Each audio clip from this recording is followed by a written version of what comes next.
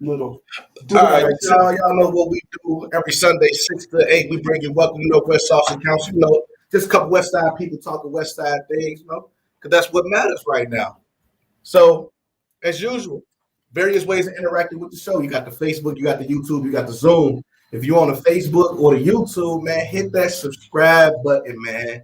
Hit that share button, letting people know what we're talking about. Comment. Listen, we can see the comments directly in the show. That way we bring you in, man. This is a conversation for all of us, man. All of us got questions, and maybe we got some answers. If we don't, we can just point you the right way where you need to be. But anyway, I always start every show off by saying, man, what's up, Steve? What you got going on, man? Oh yeah, we getting ready to get into the season for a reason, and that means we gotta do some outreach. We gotta reach people. We gotta let everybody know what's going on. We gotta let everybody know what's about to happen, and most important is the remapping. Yeah. This whole remapping is a big issue right now. We have the Alderman's map, which of course the Aldermen have come up with, and then we have what's known as the People's Map. I think you got some. You have some reiterations of versions of it, right? There's 3 different maps. You got the map that was conducted by the Rules Committee, or you could say the Black Caucus map. That's the map that essentially keeps everything the same. That one is also supported by the majority of the white aldermen. So as of now, you need about 40, I think you need 41 aldermen to support either map. And right now you got about 38 that supports the committee rules map, again, which could be called the Black Caucus map. And that keeps everything generally the same. The only addition to that map is that it's going to create the first Asian ward in the city of Chicago's history, which is okay, because this Asian population, according to census data, grew the largest out of any of the other populations. Mm-hmm. The other 2, you have one led by the Latino caucus that has about 28 to 29 people supporting, of course, all the Latino members of the council, and then you have a few other people of the council that support that map. That one essentially fundamentally changes some things. Wards are going to be very different. 2, in fact, which are West Side wards, the 29th and 37th ward, will be turned upside down, so to speak. So different people will be collaborating with different people. And that one will, again, have a very stark difference in the way that things are positioned. And there's this great push against that map only because it does not look like it equally represents everybody's interests at the moment. But the discrepancy is in the Latinos saying, hey, we were the second fastest growing population. We deserve more representation. And the Black community saying, hey, we still have the numbers in these prospective wards to show that we're the minority, even though these wards are primarily composed of us. And so heavy fight. We're the minority or we're the majority? No, we're the majority. The majority of so let's just say like if we were to throw some really close numbers out, let's say one of the wards, because there's like 4 minority majority wards, meaning they're a blend of Black and Latino. Mm-hmm. So let's just say if 40% is Black, 38% is Latino. Right. So the Latinos are saying we deserve another chair, or we deserve more representation because we are the fastest growing segment. You guys are losing population, and our representation matters because we're starting to outnumber you guys. Which, hey, by all means, that's what the numbers show.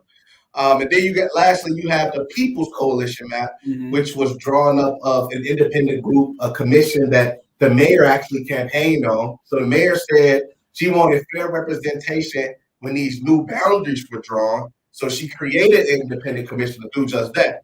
Now, the thing with this independent commission is they didn't get a whole lot of representation, though, Mm-hmm. So you had, I want to say about 550, and I could be wrong about those numbers, but it wasn't no more than that. Trust me on this one. It was about 550 or so representatives that came from different parts of the city to say, hey, I think this is how the map should look. And so that map is still out there. So there's a total of 3 different maps to be voted on in this upcoming process.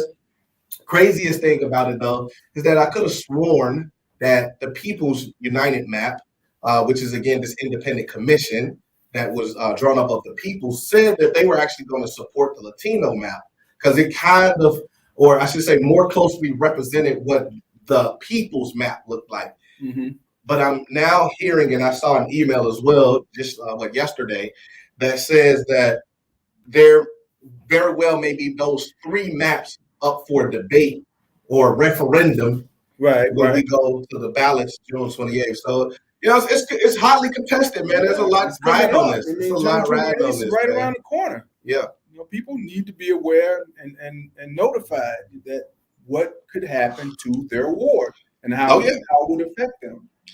So here's my thing, right? And I personally believe the map is going to stay the same. But I said this in the video that I made recently. Okay, let me talk to my black folks, man. No disrespect, nobody else. Black people, this is it, man.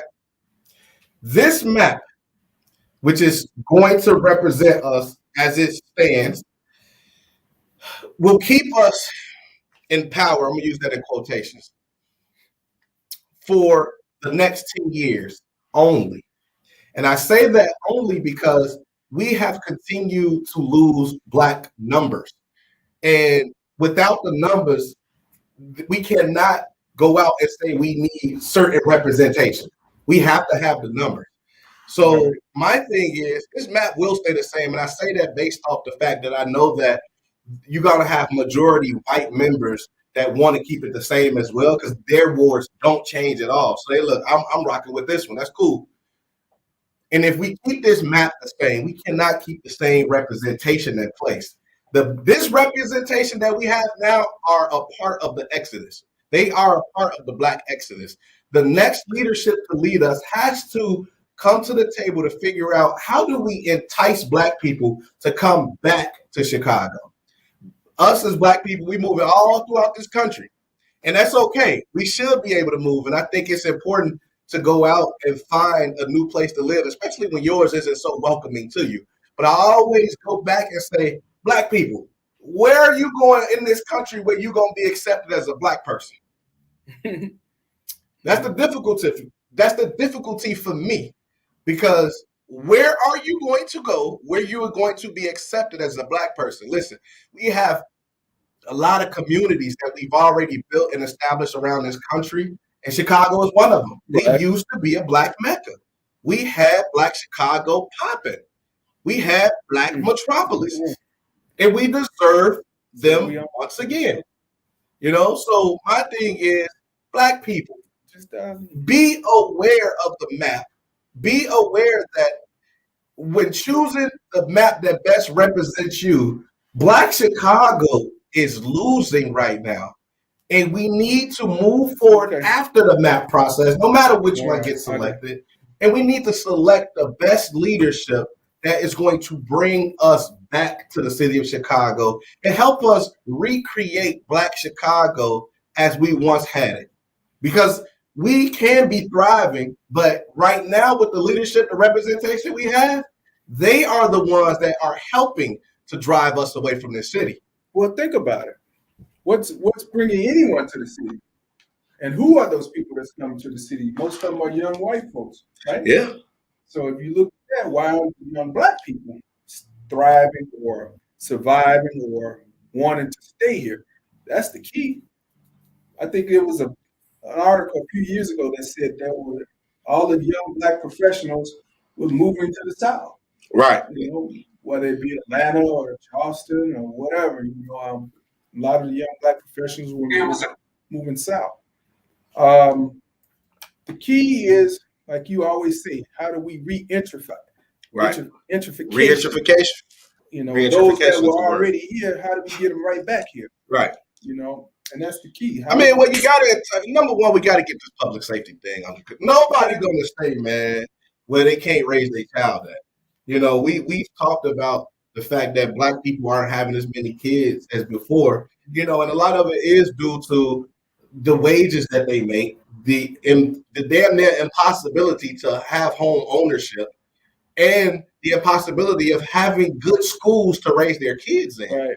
And I mean, that is the biggest issue that we face. Good school, safe neighborhoods, good housing. I mean, man, what NAC fight for? That's our biggest issue. First one, housing. That's our biggest issue, man. Well, no, first one would be safety, right? Because if you ain't got safety, you ain't worried about the housing. Safety. It's going to be schools. To me, it'd be safety, education, and then housing. Because I mean, look, you could be a renting tenant. That's true. And like long as you feel safe about your child going to school, and then you know that they're getting a quality education, then you'll be like, okay, bet I could do this tenant thing at least until I can work my way up. But even then, you want to put housing in there because for sure. If the safety ain't there around the house, even if it's an apartment, you'll be like, wow, I got to move on. So I don't know. It's a lot of things on the table right now. And we've been backpedaling for some years now, right? Through Mayor Daley and Ron, and now Lori, with safety issues in the city. Oh man, it's ugly too, man. The amount of money that we keep throwing at the issue, though, you would think that we could solve these problems. I mean, I forgot which one of these districts I was working in. And they said only 3% of the inhabitants of the district keep up 90% of the problem. Yeah. Now, I'm familiar with the 80-20 rule, where it's right. 20-80 or 80-20, you know what I mean? Right. But they said it was a very minute number. Only 3%, that's what they said, you know what I mean? They said only 3%. And so it's just like, when you think about, okay, if it's only 3% of a population that is the issue, how is it then that you got a whole entire police force and you got money for prevention over here from non-for-profits, and then you have, crossing guards, and I mean, just the gamut of all of these resources, and we still can't solve the issue? There's something wrong with that to me. Yeah, there's something wrong with that. So that's like saying, shoot, there's not even a person per block that's keeping up these problems. Man, I mean, but think about it. Even over here in the 40 block area. How many houses is it? About three houses. That's a problem. It's literally three houses. 40 out of 40 blocks, there's 3 houses. About what? 1500. About what? 1,500 houses? Yeah, 1,500. Three houses out of 1,500 houses is an issue, and we can't seem to solve that. Yeah, that's tough. That's real tough because we aren't the detectives. We aren't the law enforcement agencies. We are the citizens. Yeah. And we're trying to figure out how do we curb this violence, on our end. Right. Where is law enforcement to assist? Right. I mean, and when I say we, I do mean all of us included. I look at, especially as it relates to the strategies we should be undertaking. It's supposed to be us as community. It should be our political electeds. It's supposed to be the police. It should be the judges. It should be the state's attorneys. It should be all of the gamut of the people involved in the criminal justice process. Right.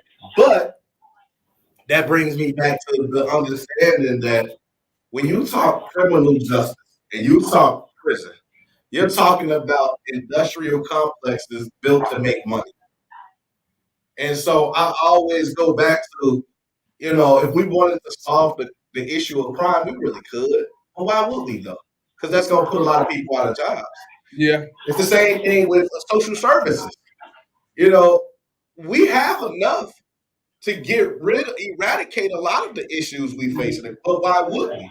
Right. We would then be getting rid of somebody's job. Someone was saying, they were saying, did slavery ever go away in America because of the prison industrial system?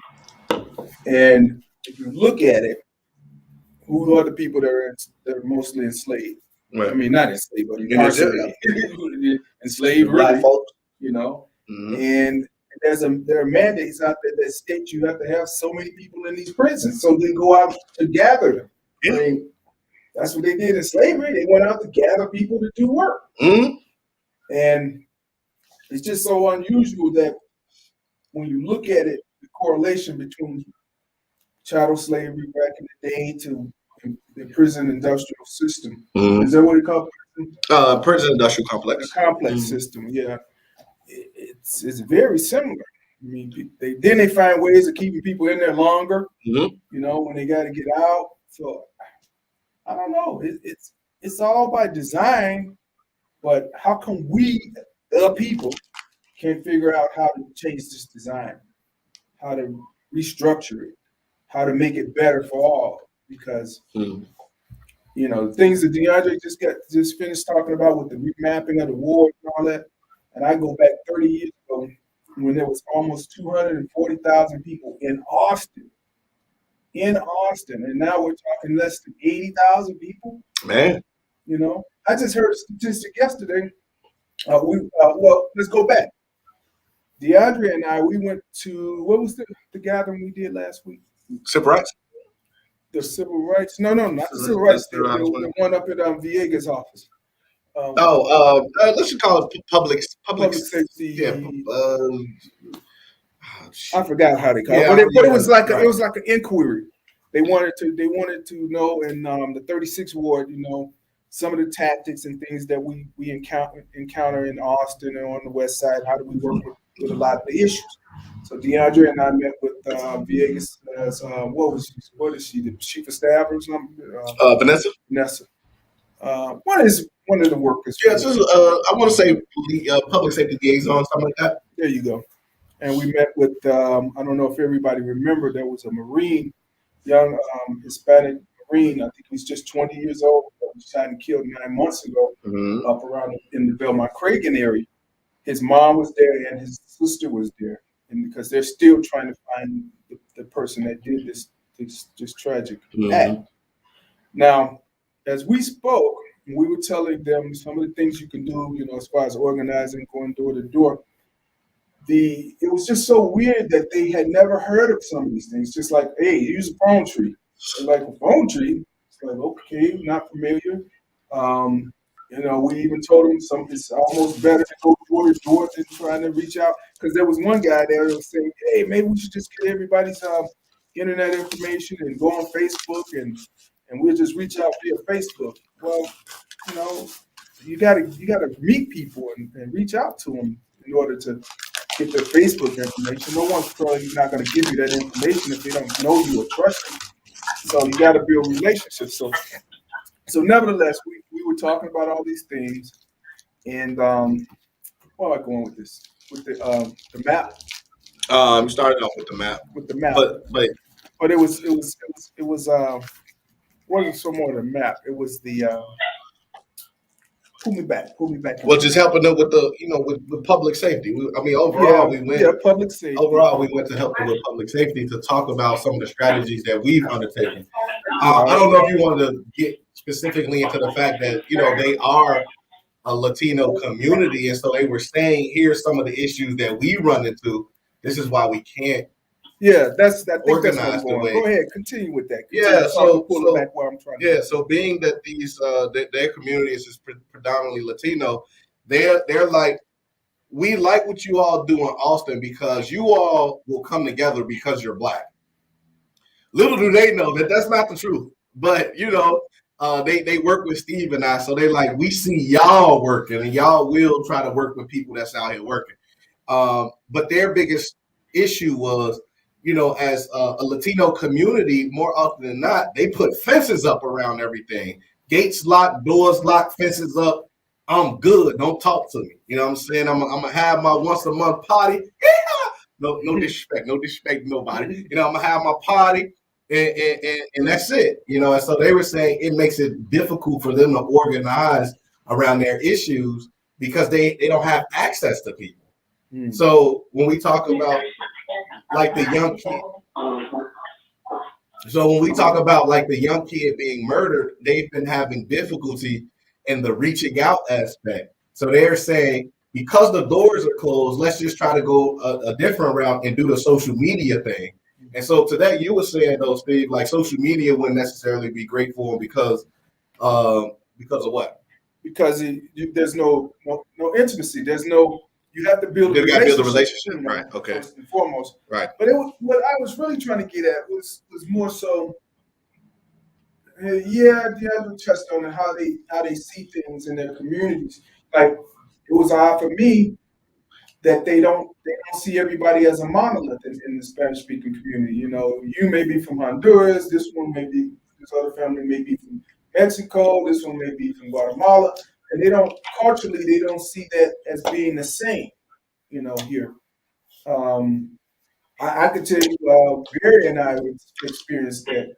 We were working on Mayfield, trying to organize it, and then with the blacks on the Mayfield, and then as it time has come to be, there are at least 7 or more Spanish-speaking people on the block. So we figured, let's reach out to them.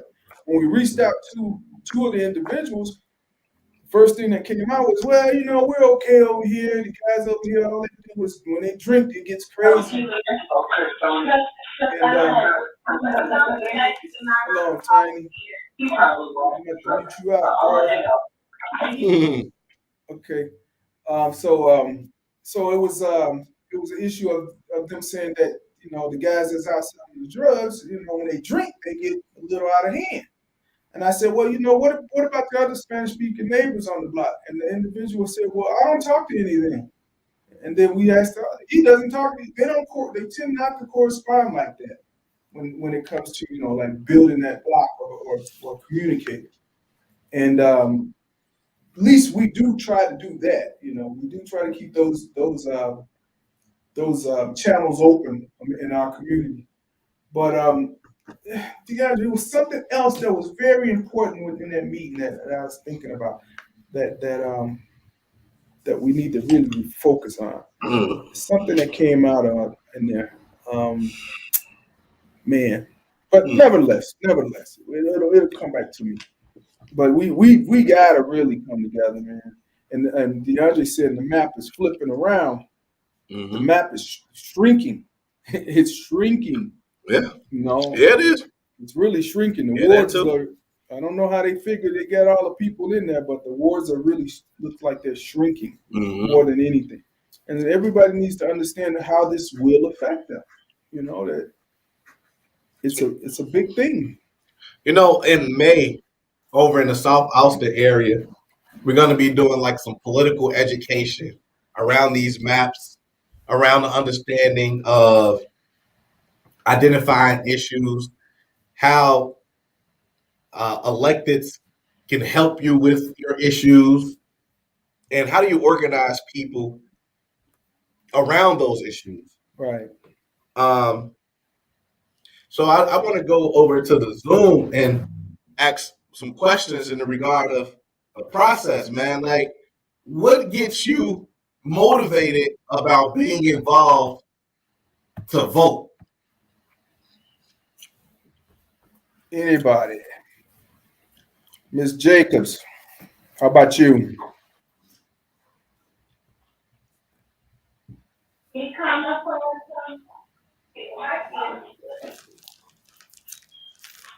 Tamika, how about you? What caused me to have more to get involved in voting is because I want to try to make a change in the policies that are set up around me. But to be honest, even though I do go out and vote, I don't see much of that change happening. And why do you think you're not seeing a change? I mean, is it because you're looking for big change, you're looking for small incremental changes, or you're just looking for people? I think the changes are not happening because enough people don't get involved. It's like the amount that I do is not enough to make the change that I expect to happen. Well, every little counts. Yeah, I believe that every little bit counts. But I think we should always start from within. If everybody that votes just took 2 people with them that haven't voted in a while or haven't voted at all, but are eligible to vote, just take those 2. Make sure it's 2 that's not the regular 2 that that's going to go out there anyway, and take them down. Make sure they encourage them to go out. make a, Mhm. you know, make your voice, make your vote your voice, as you said. So, Jamaica, I want to ask this question because I'm pushing it. This is my thing. Okay. Politics are nothing more than a relationship to get to the resources. Period. That's it. That's all. If we want more in our community, we got to be more invested in the political process, the civic process, all of those movements from back in the day that we highlight today, whether it was Dr. King, whether it was uh, hell, Malcolm X or whatever. Malcolm X. I mean, you name it. They all was to me. They all moved politically in a way. They built the relationships needed to move the community forward. And I don't think we understand that part about those movements. I think we've gotten to a space where all we do is we've celebritized our politicians. They don't work out here for real. These guys and girls can show up to a meeting and we get too happy about it. They throw us a little turkey, a little ham, we get too happy about it. Right. That ain't work. Right. That ain't work at all. So, and so I'm pushing that we get back to understanding the process of politics. Why do we get into them anyway? Because we need resources. And so when we talk about the self-interest involved, and I started thinking like, everybody's interest is to get to whatever resource they need to elevate their position. And that's what the political i.e. interest, their own interest. And that's what connected to your politician is for. So I'm trying to get 10 people that don't know their alderman, state rep, state senator, congressman, and commissioner to build that relationship. And what that means is I want to be able to help set up the meeting whereby you go talk to those individuals and you ask them flat out, what are you doing to advance the community? What legislation have you come up with? Because the key thing that you said, Tamika, is the legislative part. Everything that we've encountered throughout our existence here in America was due to it being written. They still tell us to this day, it don't mean nothing if you ain't getting right. Every single thing. But I feel like when it comes to politics, we continue to fall short because we get nothing in writing. We, especially like, for example, when people come into our community and they tell us they're going to do X, Y, Z, we allow them to leave and ain't nothing written though. Ain't nothing written. So then when they go back and they don't give it to us, we the ones looking crazy. Like, damn, they said it ain't written though. That's what matters, right? That's how you transform a nation through written policy. The U.S. Constitution is still followed to this day. That was the first piece of written legislation that governed this country, right? Redlining governed this country. Jim Crow governed this country. Reconstruction governed everything that has put us in the position we're in right now was through written documentation. Every single political position that we have today has the power to write something into legislation that can help advance the community right now. So the question is, when we go to these people and we build this relationship, okay, what is the function of your role? And then what legislation are you writing that will help advance the community? Because your aldermen write ordinances, your state rep, your state senator, and your congressman write bills, and your commissioner. I feel like it's called something different, but at the end of the day, they write. I don't know if they write bills though. I don't think they write ordinances either. I forget exactly what their written document is called, but at the end of the day, they also write policy as well. Let's just call it that. They write policy. And all of these people have the ability to transform our community. So the problem with us is we've fallen out of understanding of the process. We haven't built the proper relationships. But I'll tell you, what does happen, the people that have built those relationships, they get the resources they need. That's why we be sitting here complaining about the big organizations, about that one or two people that's always on TV, because they went and they built that relationship, so they get the resources. We got to understand the process. Ricky Will. Reverend James Williams, you got a question? Go ahead, bruh. Yes. My question is this. Being stubborn during the years of trying to get folks to vote in the South, we had to teach people the importance of the vote. Somewhere down the line, Black folks have lost that intelligence that we need to know about what the vote really means. Mm-hmm. We need to be re-educated politically, as you're saying, country. Mm-hmm.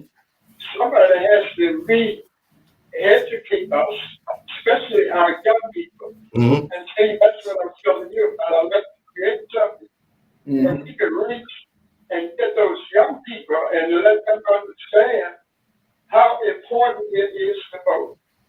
When you get up and able to vote, then you can build your own juries. I mean, your folks own your jury.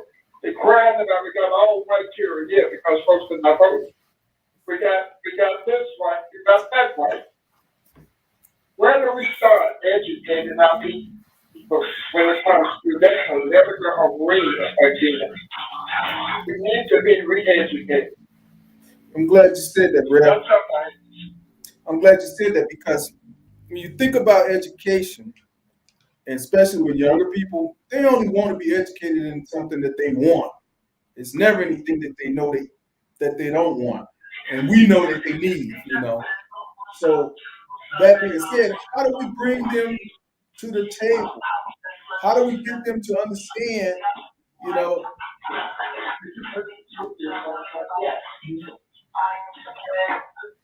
Bruh, I'm about to mute you, bruh.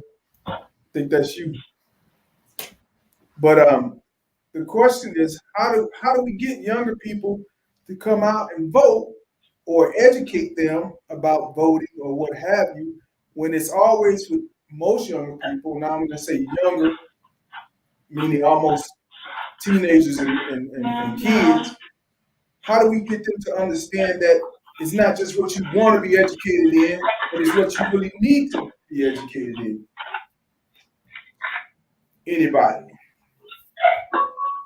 Well, like they have a lot of stuff on YouTube and a lot of documentaries, like about Fannie Lou Hamer and what they did with the Mississippi Freedom Democratic Party, how they beat her, and really they really hurt her bad, trying to get people to vote, and they ended up having a convention where they were seated.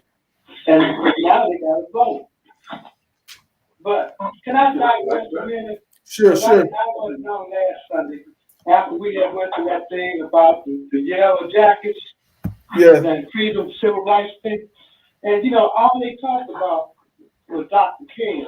They didn't say anything about Al Raby. And Al Raby was in it just as much as Dr. King. Al Raby invited Dr. King to Chicago. Al Raby was the chairman of the Coordinating Council for Community Organizations, 41 different organizations. And he did the work in Chicago. Right. Dr. King was only here about like 3 weeks, but they don't mention Al Raby. I know. And we got together some peacemakers April 4th and went over on 16th and Hammer and took some pictures and did the talking. But I want to have Al Raby's birthday celebrated just like Dr. King, especially in Chicago. Yeah, what do you think about that? No, I think that's an excellent idea because when you say Al Raby, the first thing most people say, "Oh, that's a school," but they don't they don't understand what he was about. They don't understand all the great things that he had done. I mean, it's great that you actually knew. I remember when I asked you, Tiny, years ago. I said, Tiny, did you know him? You said, I knew. Did I know him? He was my mentor. I saw him every day, walking up and down the streets. I mean, Right. these are important things to let people know, definitely. Right. I mean, if you think about it, I can tell you this much. In the last 10 years, it seems like his name has been out there more and more, but prior to that, you hardly ever heard about Al Ray. Right. And so we should start celebrating his birthday. Absolutely. I agree. Rev, you got another question, Rev? Rev Williams? Reverend James, you got another question? Hey, Tiny, are y'all gonna put that together? Yeah. Right. That's dope. That's dope. When is his birthday? I don't know. Okay. Okay. I gotta find out. Yeah, let's get to work on it. Let's do. Yeah, Find out. let's make it happen next year for sure. Let's make it happen Yeah, next year let's for make it sure. happen. Well, yeah, yeah. Well, no, yeah. Give us some time. We'll make it happen next year. There's a lot of big movements going on with this Juneteenth. Various communities, Maywood, Bellwood. I heard River Forest is getting in, Forest Park and Oak Park, they're getting in on the celebration this year. So, hey, if that's going on, I'm more than sure we can do something with Al Ray. Yeah. November 23rd. It's September 23rd? No. Sorry, pardon me. He passed November 23rd. February 19th. February 19th, 1933. Okay. So that's decent. So we can celebrate him through Black History Month, Yeah. Right. I tell you this much, Tiny. I don't even know what he looked like. You know what he looked like, Deandre? No, I'm looking at the pictures though. Really? That's a strange thing, Google it. Google it. Mhm. Google it. I was thinking of this. That's a great idea, but I think perhaps it's time for us to push CPS about teaching civics in the schools again. Kids in high school, middle school, they don't know anything about civics. They have no idea what's going on. So how do we start in the Black community teaching kids how important that vote is? Right. That vote carries a lot of power. That's why politicians come around the country during the election time, because they know how important their vote is. Politicians worry about two things. That's money and numbers. The more numbers they got, they know they can stay in office. So I personally would like to put forward a letter to the congressman and a letter to the senators. Yeah. And request that we start a new class in school of reteaching or developing the civics in our classroom. What do you guys think about that? Yeah, what about going to the board of education? That's what I'm talking about. CPD. Okay, right. Put pressure on them. They don't have no issue standing outside the school. The school. Well, so we would have to go to the state. We would have to go to the state for that. But here again brings me back to what I'm saying. We have to build the relationships with our alderman, our state rep, our state senator, the congressman, and the commissioner, because the schools are controlled by the state.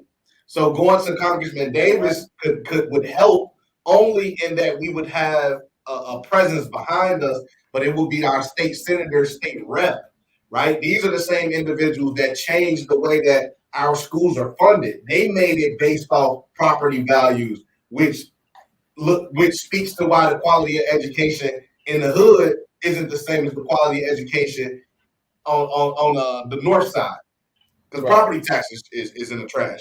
So but it's funded through the county taxes, schools. The schools are funded through Through the county taxes. Right. But the state makes that decision. So, and I was gonna say this though, as it relates to the school idea, I'm with that. But for me, man, I honestly, I just wish our elected officials, past or present, would be the ones that would teach that stuff, man. Cause you gotta figure these people got insider track knowledge. You know, they don't really tell you the game. Like it's a difference, you know, it's a difference between having that book knowledge and that life experience. That's why, you know, you'll get a speaker, you would rather get a speaker who lived the life for 10 years versus somebody who went to school for 4 years to come up and talk to you about it. Because you can't beat the experience. It's the same reason why a degree person would probably, depending on the position and how much we can pay them, would not get the nod over somebody with the experience. And it happens time and time again. So my thing was, I wish our Black electeds, they cared more about the educational component. They summoned kids to come to be in front of them for an hour. Let me teach you about the process. But we all know that won't happen because part of the game is voter suppression. Let's not bring new people into the fold so that I can continue to stay in this position. That's an issue. That issue only affects our community because we're the ones that don't have anything. So I feel like if we're gonna go that route, we have to. Yes, we can get it in school, but it has to be supplanted or supplemented with the people that have the life experience that can really tell you what that's about. You know what I mean? But again, I don't think that's gonna happen. I don't think it's gonna happen. Well, it's kind of difficult to say that it would happen because think about it. If a guy was a construction worker, he's not just going out telling people, everybody that sees me building this building. Let me tell you how this building is supposed to be. You know, we need blueprints, we need a plan, we need materials. He's typically not going to do that unless it's in a setting of a trade school or whatever it may be that teaches people how to do construction. I hate to say it. It's almost probably the same with politicians and elected officials. They're not trying to teach you what they're doing. Yeah, but again, when we talk about stagnating the community, that's why people leaving. The number one issue we got is the lack of education. That lack of knowledge is what leads us to be afraid of these processes and to get involved with them. You want to get people involved in some of these, teach them something. You gotta teach them. For instance, why has no alderman told us what it's like to get an ordinance passed? Because at minimum, state rep included, state senator included, because at minimum, we would be able to be like, oh, that's the holdup. Okay, bet. And then if we got to march behind you, then we going to march behind you because we need that for the community. So in my mind, that's how I think. I'm thinking like if I teach somebody something, you know what I'm saying? It goes back to the Bible. You teach a man how to fish, right? He going to eat for a lifetime. Right. Give him a fish, and to me, turkeys included. Here, take that right there, and we'll see you next year. Right. That's how they doing us. Right. No, you're absolutely right. If you do teach a person, they're better off. But this is the problem. Think about this. We have to have, in the United States of America, we have to have over 10,000, or maybe even, let's just say 50,000 elected officials, within the various states, cities, the whole country. Mm-hmm. You'll never hear none of those people saying, let me go out there and tell you how I do my job and what my job is supposed to do to help you. No one ever done that. Now, that's a lot of people, 50,000 people. We got in the state of Illinois, we got to have, 1,000 of them? No, we got more than 1,000 elected officials. We probably got 10,000 just in the state. Right, So it just doesn't happen. That doesn't mean we can't push for that. Right. Or we should have that. Or maybe we need to do it and develop it and kind of start, showing them that, hey, we're doing it. How can you come in and start helping? Well, like I said, and that's what I was telling you earlier, you know what I'm saying? For me, I feel like I'm a disruptor. I want to be that person that is going to talk about some of these things that aren't happening. As long as I can get enough people to say that makes sense and they want to rock with me, then we can go start putting pressure on people. Man, y'all need to be teaching at least once a like to me, right? I say we got the process of politics backwards. You never let a person come to you and tell you what they gonna do for you. Not in the community-based setting where we got all the numbers. You ain't no way in the world does one person come to 50,000 and say, I'm going to do this for you. That don't make sense. But that's how the politics are ran right now, because that's how it was taught to the individuals. So everybody that's a part of the process says, oh, well, this is what I'm supposed to do. No, we're going to flip that on its head. I need y'all to come with me. Let's create a 3 to 10 point plan. When you come to us, I'm going to tell you what I need you to do. Can you do, and tell me how you're going to do this. And when you get in, I'm going to support you to make sure we can get this done. And if you don't hold up your promises, you're out. These are jobs. These political positions are jobs. Mm-hmm. There is no way in the world where you can sit and have a job for 20 years and be subpar at it that you're going to be able to stay in that position, except when it comes to black politics. That's bogus. That's bogus. Not just say black politics. I think politics all across the board, does not just happen only in our communities. It happens across the board, believe it or not. Hey, that's cool. That's cool. But we're the ones most affected because this nation was built off our 400 years, and we still haven't gotten our comeuppance. So for me, I'm always looking like, how do we as a people advance? And I appreciate the position, right? We just elected the first Black Supreme Court justice in the history of America. At some point, though, we got to stop saying first black this, first black that.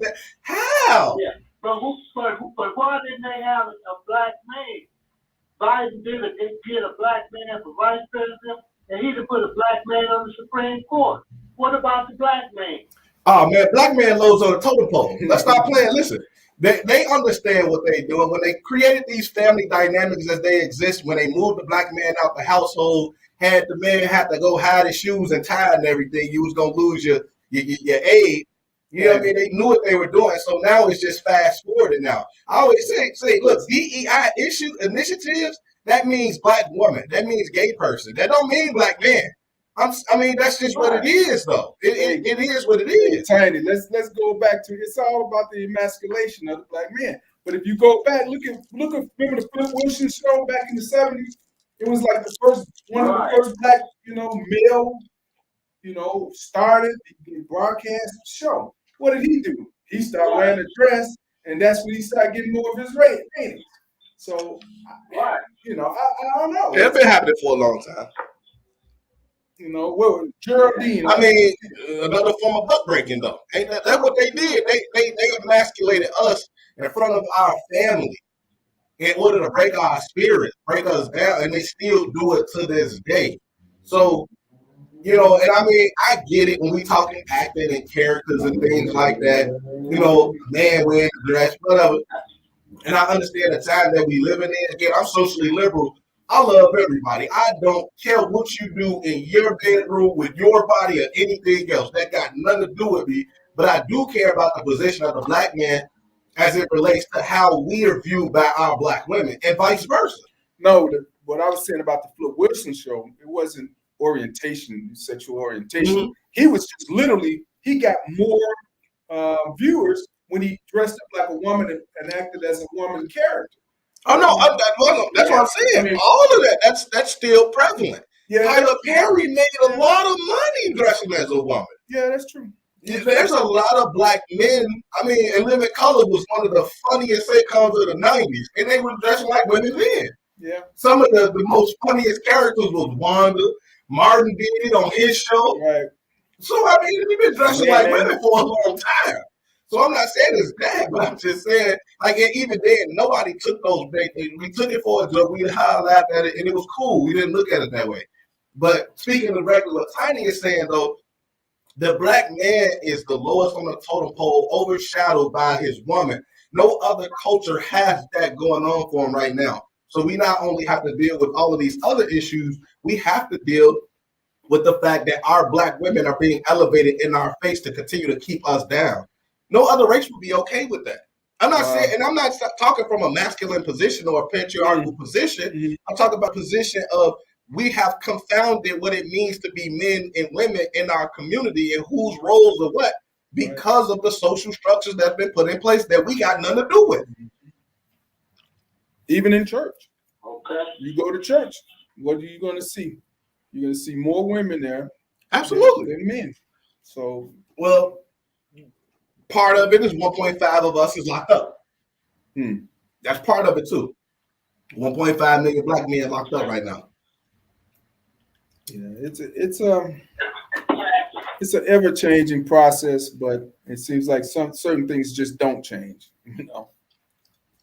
Now, someone I was just listening to someone talk about that. They were like, well, this is the part about the Supreme Court Justice Ketanji Brown Jackson. Ketanji Jackson. Yeah, they said that it's funny that she has a white husband. Mhm.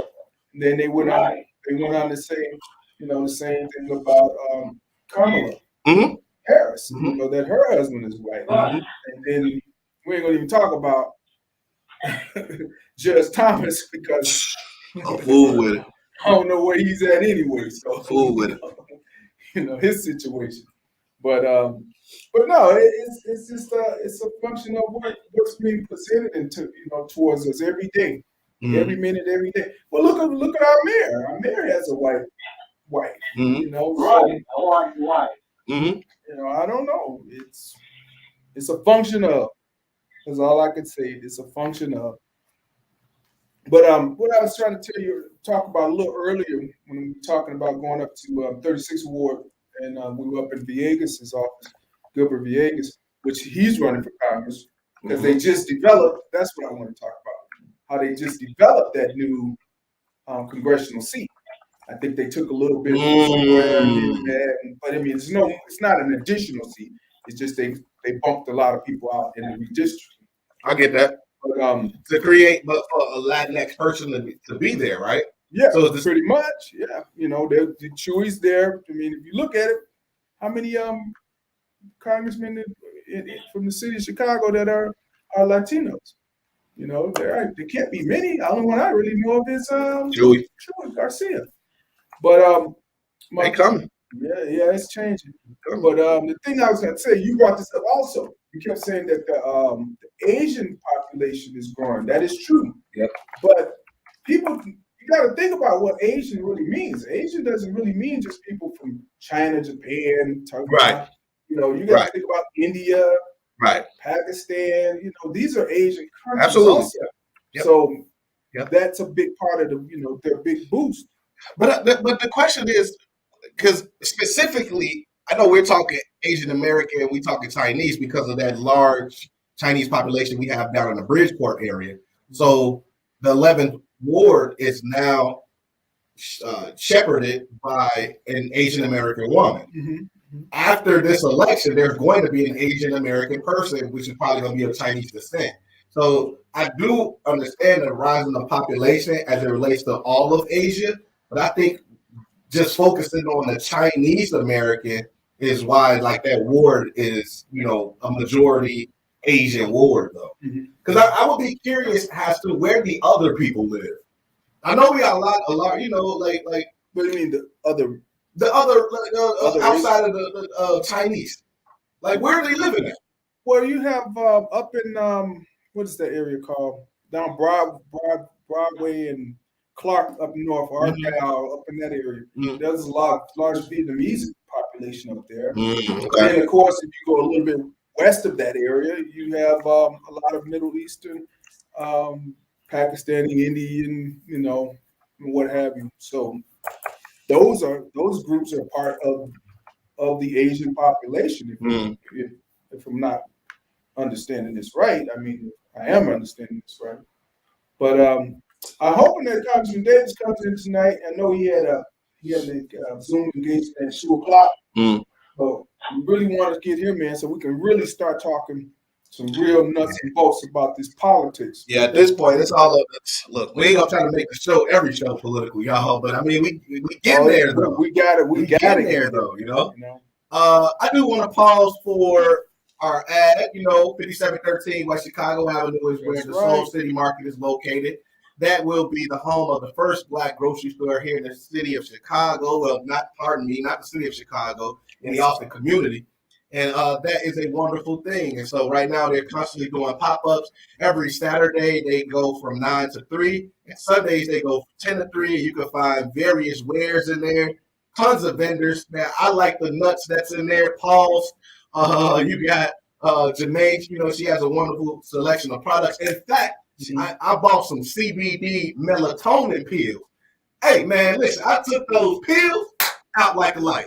If you got problems sleeping at night, you need to go get some of them CBD melatonin pills. I'm telling you. Beyond that, though, she got this nice little skin cream, you know what I mean? Like the shea butter and everything, and that's nice too. But, enough of that. I'm going to go ahead and play the clip for y'all, man. 5713 West Chicago Avenue. Have you been to the Soul City Community Market yet? It's a pop-up grocery store over on the west side of Chicago in the Austin neighborhood. They have local vendors selling fresh fruit, vegetables, meats, prepared foods, and honestly more things than I can even say in this video. What's also pretty cool is they accept link card and they also match up to $25 of link card purchases. They even have a free photo booth, which honestly I think is a really nice touch. It's over on 5713 West Chicago Avenue, right at the... All right. You got a little more left? That was it? No, yeah, I hit the button a little too quick. But listen, y'all, 5713 West Chicago Avenue, they're always there Saturday and Sunday. Again, they're doing these pop-ups, I think, until maybe midsummer-ish. At that point, then they're going to start doing major renovations for the 40 Acres Fresh Market that's going to have, those fresh fruits and vegetables. I don't know if they're going to still do the vendor thing. They should, but hey, that's not my call. I would say probably. But in the meantime, look, go check it out, man. You're going to get, there's a plethora of things that you can purchase, and all of them good, man. So, Plenty. I think we need to touch base on this cross-generational forum a little bit also. Oh, yeah. We can do that later if you want. But we could go ahead. Oh, yeah. So I want to make sure you all are aware that, we are currently planning a generational forum, but we want to do it in progression, so to speak.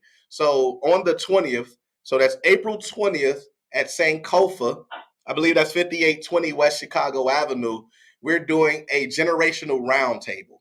So similar to these conversations that we have here, we're going to have a person from each of the generational spectrum. So you'll have a Gen Z, a Gen Y, a Gen X, and a baby boomer that will be half circled, so to speak, and talking, just having conversation with one another. And it's an opportunity to gain perspective, to take in perspective, but to just kind of, start to mend the generational rift that we have. Following that up, we're going to do a generational forum in which we're going to have multiple people from the generations be able to have conversation on various topics. Some we've selected include like working, religion, sex, hell, politics, and we'll go back and forth between the different generations. Hey, man, what's your thoughts on this? And again, perspective taking and sharing. And then at some point, I believe this may take place in May, we're going to have a generational jam. And what that looks like is we're going to have another setup in which you're going to have a couple moderators that are going to go throughout the audience and have individuals talk about, certain things from their perspective again. But that's going to end with the food and the live music and everything. And again, that's something we're working on in conjunction with State Rep Ford. So just want to keep you all abreast of that. The first one for April 20th, listen, if y'all just want to come be a part of the audience, sit around and kind of listen to it, if you don't got nothing else to do, it's from 6 to 8. Again, it's on April 20th, and it's going to be at Sankofa 5820 West Chicago Avenue. The last thing is we'll be taping all of these, and these will be available via YouTube or something. And again, just a way to start to mend that generational rift. That is part of the issue in our community. And we have many, but we just got to start looking at some creative ways of going about solving them. So, if y'all available, if y'all want to take part in the forum, I believe the table conversation, we already have a baby boomer. I'm going to sit in as the millennial. I'm going to reach out to one of my Gen X, Z individuals. You know, that's the 20 year under 25. I think a little bit even younger than that. And then You said Gen. I'm Gen Y. I'm Y. That's millennial. Millennial. I'm millennial. I meant to say I don't have a Gen Z, a Gen X. I don't have a Gen Xer. I thought No, she ain't gonna be able to do it. She gonna be able to do the forum though. So I need a Gen Xer. So if I got a Gen Xer listening, I need a Gen Xer to come and be a part of the roundtable discussion. But right now we got the boomer, we got the millennial, and we should have a Z locked down sometime this week. But I do need a Gen Xer if you're listening. I'm on the border, so I don't know. I'm a boomer answer. Boomer X. We all kind of on the border. I'm on the border of Gen X and Gen Y, you know. So, you know, we all border something. Yeah. Got a little flavor of each. Depend on who raised you. That's really what it that's what it depends on. I'm different from other millennials now. Yeah. I'm a lot different from other millennials. That is true.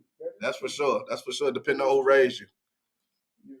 Your influence of what generation you actually lean towards comes from who raised you. Which brings me into the point you didn't bring up is culture.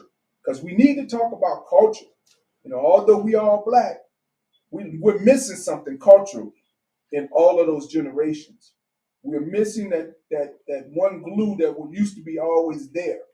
And we got to sit down and talk about how our culture is starting to pull apart. The puzzle's pulling apart instead of coming more together. And we have to look at how we can build this culture back stronger, together.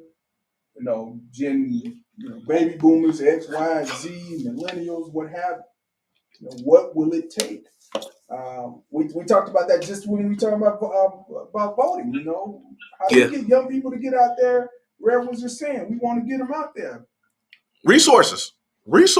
What do you need to be successful? And we can put you in touch with the political figure. That's why I said I think we make it too difficult. I think we look at these things because we don't think about the root a lot of times. We see macro where we want to go, but we never think about the root. For me, like I said, I think something as simple as having that relationship.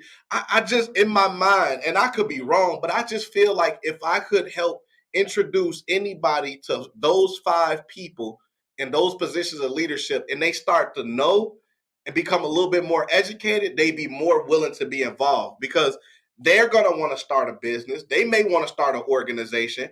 They may know that their home needs repairs. They may want to be a part of helping, you know, their young brother or sister get a backpack for school. You never know, right? But again, our political figures have the access to all of these resources that we need. If we knew them at minimum, we could call them up and say, hey, this is where I'm struggling at, you know, because that's their job. I don't care how many calls they get a day. They signed up for that job.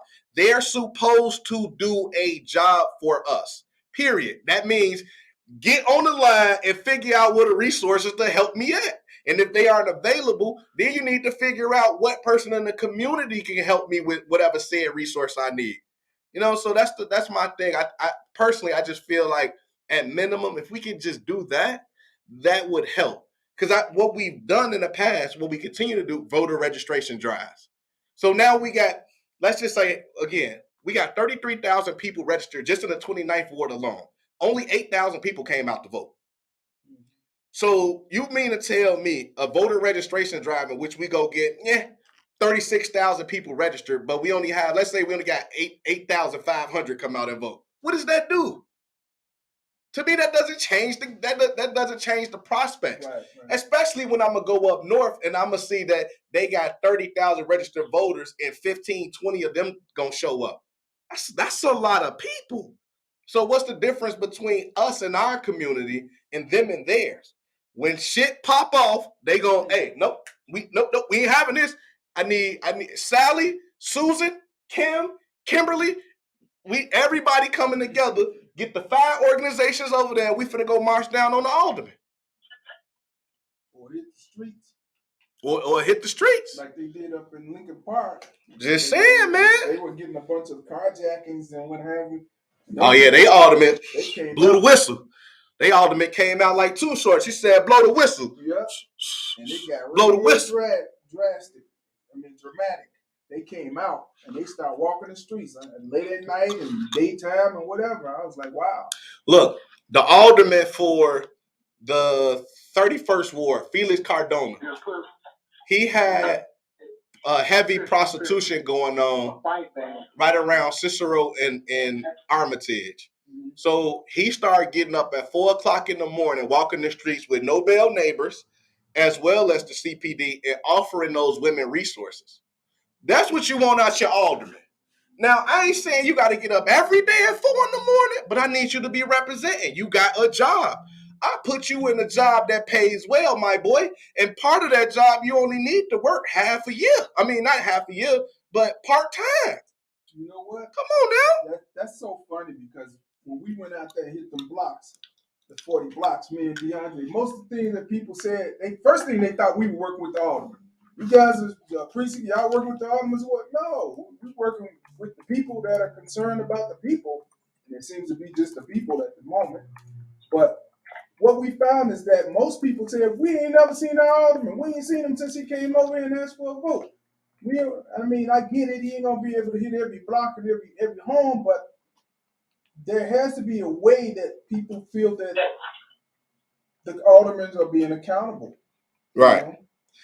Look, I know we was talking heavy politics, but I definitely want to go ahead and shift because we had a guest that we bringing into the show, and we supposed to have him in earlier. That was all on me. There is a slight time difference, and so I messed up. But I want to go ahead and bring him into the show. Person from the West Side, you know what I mean, that worked through some challenges that he had and put himself in a different position. And as we always talking about violence and public safety and things like that, I think it's the utmost important that we bring people from the cloth that understand and that what we're going through, and then understand what it takes to move past that. So I'm gonna go ahead and bring this brother in. This is Greg. We call him Millionaire Money. Boss, how we doing, y'all? Oh, you got it, man. How you feeling? I'm good, man. Blessed. What's the Yes, word? sir. You on your phone? Yeah. Do I need to be? No. Flip it the other way. Put it into the other. Yeah, there you go. Widescreen. Yes, sir. Let me know if it don't gonna work for you. Then the other way is fine too. Nah, I can. I'm cool, but let me bring it back. Take it back some. My hair cut off, right? Oh yeah, there you go, brother. Okay. So yeah, man. I apologize. I forgot about the time difference. So No when doubt. I should have sent the link a bit earlier. I said, let me ask him because that happens often though. People be forgetting that we like an hour time difference. Facts. And so my apologies, but we just gonna jump right into it, man. So as I mentioned, you from the West Side. What part of the West Side you from? I'm originally from the Henry Horner Projects, but I've really been all through there. One of my mainstays was Pulaski Road, but I've been really everywhere. Jackson, California. Even I've been out south a little bit myself too. So. Okay, bet. Yeah. So, you know what I mean? One of the things, all right, so you done touched some of them areas that are causing us concern right now. You know what I'm saying? Yeah, man. So, basically, in growing up in those areas, what was it like for you? Like you was jumping off the porch, what, in the 90s? Yeah. It was I mean, I know what they call it Chirac now. I think it was similar circumstances. I think the level of respect was different because you had the authority, you had the chiefs, you had the leaders. So certain stuff that's going on now wouldn't have been tolerated then. But the killings and everything else, it was it was the Wild Wild West for sure. Yeah. But it was more of getting your man than it is now, That's a fact. Especially in them project areas. My family grew up in the Hornets themselves, so slight familiar. Like I was removed from that in a sense, but that's where they from. You know what I'm saying? Right. I just grew up over here in the Austin community, was raised in the Wild Hunters myself, 119th and Stewart. So I'm Right. quite familiar with everything we had to deal with. It was a bit sheltered, but when I came out west, I was a little loose myself. So Right. I actually stayed on Division and Menard for a long time. Had a house and everything over there. Oh, that's crazy. We on Division in Massasoit right now. Yeah, I stayed over that way. Yeah, all of my guys too. All right, man. We need you to come back then. See? All of them my guys. They know me well. Yeah. You know Mr. Ferber then, right by the garden. He said, "Do I know who?" Mr. Ferber, the block club president, the old. Yeah, they celebrated my demise at one point. It's growing pains, to see me now, he'd be like, "Wow." Yeah. All right. The day the feds came knocking, that was a celebration for them. And I wasn't really a problem like that. I think it was, I don't know. I think it was the fact that a youngster was having his way like that. They couldn't understand, but like I wasn't disrespectful ever. No traffic, crazy, none of that type of stuff. But I think it was the cars and all of that other craziness that, really rubbed them the wrong way. Mm-hmm. All right. Well, I mean, that leads pretty much. That's Mr. Ferber for you. He got yeah. That pretty much leads me into. So, I mean, you got to expound on that a little bit. What was that like, man? You said the feds had to come get you. What was y'all doing over there? Well, basically, I was really I was living a double life. Put it like that. I was attending East West University. All of this really came about.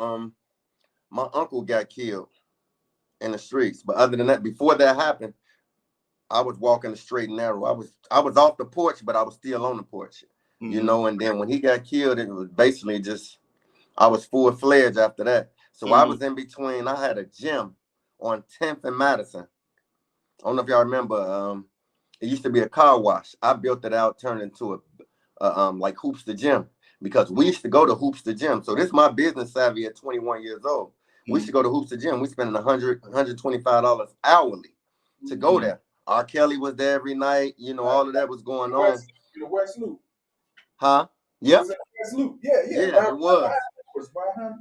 Yep. So it was by the Hornets. Yeah. So I took that motto and built the gym out on 10th and Madison at 21 years old. And I started charging like they were charging. The only crazy part about it was East West University was the college I was attending at the time. They had no idea about this other life. I was number 5 NAIA scoring in basketball. I kept a low profile. We stayed out of town traveling, so nobody really they didn't suspect anything. But we had no gym. We were right off 8th and Wabash. So the university had no gym. We actually used my gym for practice facility. So it was crazy. This was really it was unheard of. But my thought process was way ahead of a lot of guys who wanted to just be out on some violent time and all of that. I was always a thinker. That's how I feel like I outsmarted a lot of, the brothers. No disrespect to them, but they had a one-track mind. Mine was always bigger. I always thought entrepreneurship, leaving the streets, never bringing harm to my brothers, because I felt like if you at war, you can't eat anyway. So why are we feuding with each other? Man. But at the end of the day, the feds end up knocking. Nothing that I did. It was they bumped someone off, and they ended up some type of way coming back towards me. But me and the gentleman, we ended up both going to trial, which was still unheard of back then, because nobody was going to trial with the feds.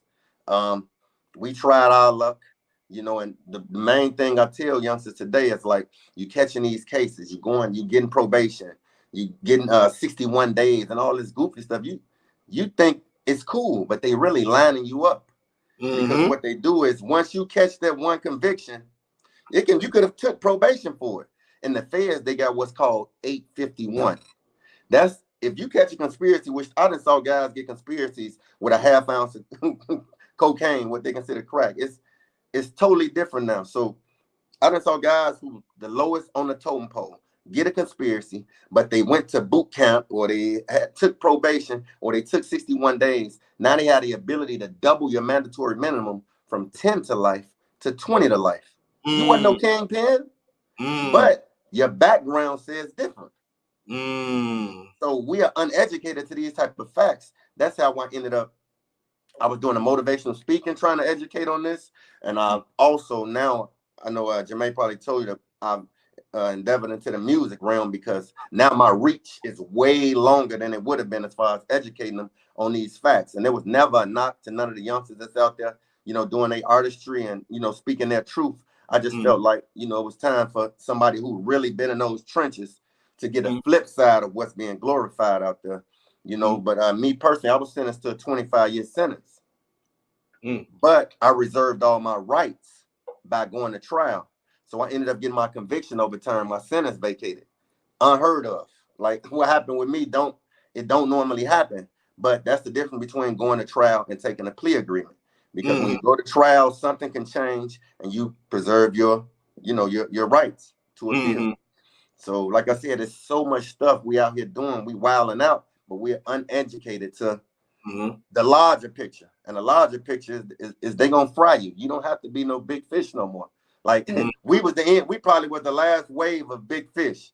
After that, when it came to like the street side of really like grinding, you got some brothers that was doing it, but like in flocks, like where they was taking whole crews, and everybody who was on the list was somebody for the most part. Now you got dope fiends on the list. You got man, how Sonny catch a case and this man was so it's a little different. But man, I got my whole conviction overturned, sentence vacated. Came home and I saw myself falling back off into the same situations that I was avoiding, only because a lot of the guys around me, they hadn't elevated. And that's not a knock to them. They just were one-trick ponies. You know what I'm saying? They knew this is what they know, the streets. But I knew that in order for me to evolve, I had to do something different. So that's how I ended up in Atlanta. All right, bet. So Atlanta right now, you come back and forth to Chicago? Oh, all the time. I'm there all the time, you know. So with the motivational speaking piece, Go ahead. with the motivational speaking piece, do you do that here or you do that I was doing it in Georgia. I did it at some schools there, Douglas. I did it at a few schools in Chicago as well, which I'm open to doing it everywhere. I feel like the music, I can perform the music anywhere. It's all clean. Ain't no killing. Ain't no degrading women. Ain't no N-words, none of that. But it's still hard. You know, the streets gonna feel it. Right. You know what? Speaking of, I'm gonna go ahead because we got a bunch of listeners. You know what I'm saying? YouTube, Zoom, and Facebook. And I'm gonna go ahead and play your joint, your chess moves joint. Okay. But intro it though. Like, how did you come up with it? Well, chess moves came about because I always felt like I was playing chess when a lot of guys was playing checkers.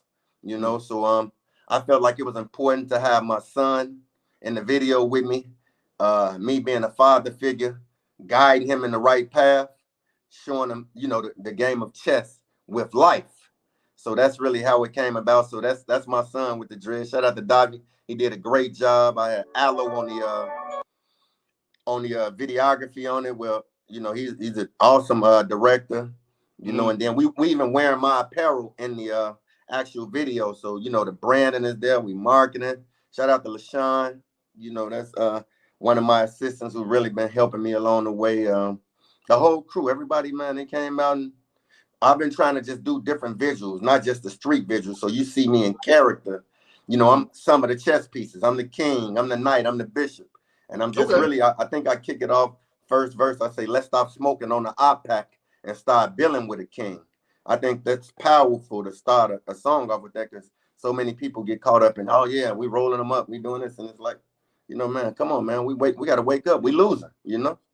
Bet. You know what? I'm gonna go ahead and play this. Before I lose my train of thought. There's this guy Jalen. It works with Chicago Cred here, and they were doing a 2020 vision campaign where they were having brothers and sisters come on and talk about, you know, some of the things that you're talking about. And these were comedians, these were artists, you know. So you had I ain't even go into all that, but they still have it. So I want to make sure that I connect you with them, because I believe they're still going with the 2020 I'm open.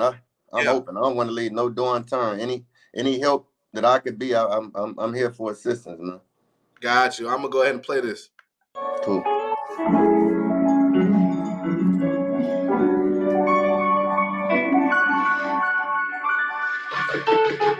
Chess moves is the name of the game. Gotta move smart, just stay in your lane. Don't compromise more for the sake of fame. Just because you ain't gangster don't mean you lame. Chess moves is the name of the game.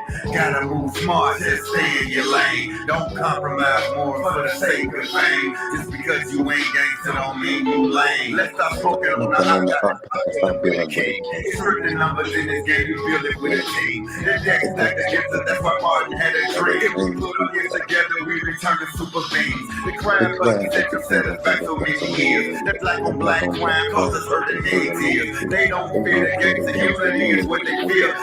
Communicate and they start sharing new ideas. I ain't into politics, but I'm in the getting rich, preferably the right way. I ain't trying to flip a brick. Some of us on the right path, just keep working through the glitz. Wealth is the goal, financial freedom is the next. I just might be today's hip-hop preacher. Voice to the voice, just more of a brother than leader. Show you how to think before you pull out your ear. Choose life over death is the way that we beat them. Chess moves is the name of the game. Gotta move smart, just stay in your lane. Don't compromise for the sake of fame. Just because you ain't gangster don't mean you lame. Chess moves is the name of the game. Gotta move smart, just stay in your lane. Don't compromise for the sake of fame. Just because you ain't gangster don't mean you lame. Some of us get caught in what society thinks. Not understanding society won't get that breaks. Your way of thinking could be your weakest link. Sometimes we're more productive when our circles shrink. Generational wealth should be your mindset. That's being your own boss, even cross your mind yet. If it hasn't yet, you need to get your mind checked. Life could be much easier cutting your own check. Of course, there are exceptions to these rules. Not everyone is born elite, we need them too. As long as you work hard and practice cool. Some just prefer the corporate route, it's true. There's several ways for us to skin the cat. Be sure to have your brother or your sister back. Reach for them if they ever in a place of lack. And do it out of love without expecting back. Chess moves is the name of the game. Gotta move smart, just stay in your lane. Don't compromise more for the sake of fame. Just because you ain't gangster don't mean you lame. Chess moves is the name of the game. Gotta move smart, just stay in your lane. Don't compromise more for the sake of fame. Just because you ain't gangster don't mean you lame. Gotta show them something different, man. Now, that was fire though. I'm hearing everything you said. I heard everything you said. Yes, sir. Yeah, yeah. Everything you said was needed, man. Building generational wealth, communicating with each other, doing something without expecting something in return. Yeah. You know, treating people like your brother and your sister. You know what I mean? Like everything. Yeah.